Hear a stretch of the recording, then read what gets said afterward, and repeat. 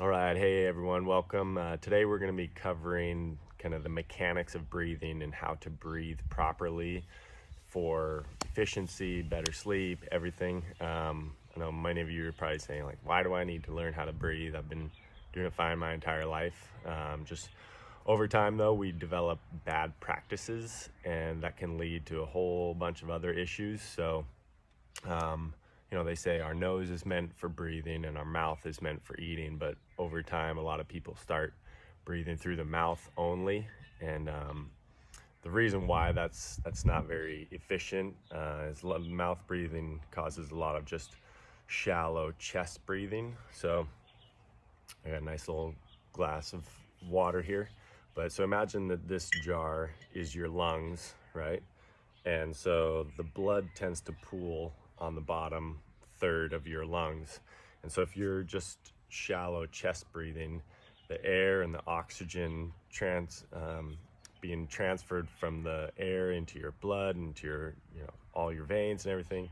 If it's just sitting on the top little third of this, it's not getting to that bottom third where there's that like large blood pooling where that transfer of oxygen can take place, right? So you're not getting as much of that oxygen transfer.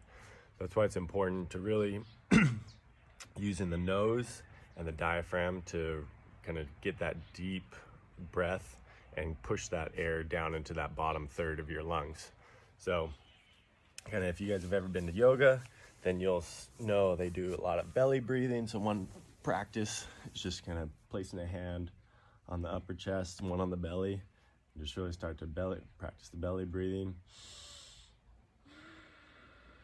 So the belly should rise on the inhale and fall on the exhale.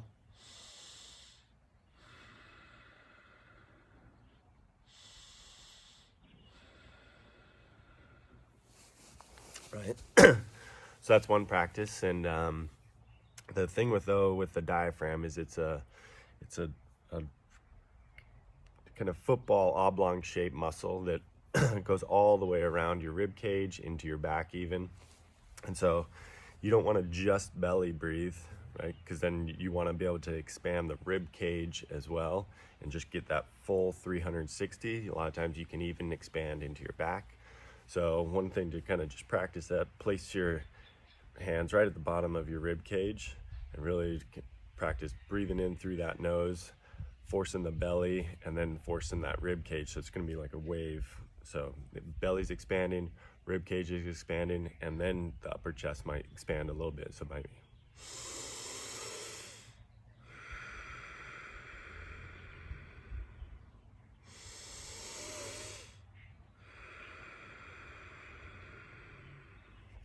So you can see my hands, my rib cage all expanding. And so that's really how you can get that air all the way down into that bottom third of the lungs. The nasal breathing as well also it filters the air. That's why you have all of those little nose hairs falling down. Some guys have a lot falling down, right?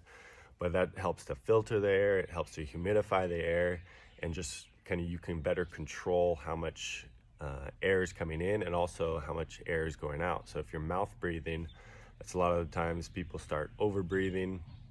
It's because they're exhaling too much CO2. And so your body needs the CO2 in order to kind of kick off, like, okay, CO2 levels are high, and so we need to release some oxygen into the blood. But if you're breathing out too much CO2, then your body never has that signal to want to release the oxygen into the bloodstream, and then it just creates a vicious cycle. You keep on breathing, you're like, so a lot of those deep sighs that you get throughout the day, might be because your body's trying to get some more oxygen because it thinks it needs it, but it's not releasing it into the bloodstream. So one thing, just start practicing that nasal breathing, and throughout the entire day, when you're walking upstairs, when you're just driving in the car, just really focus on that nasal breathing, right? All right.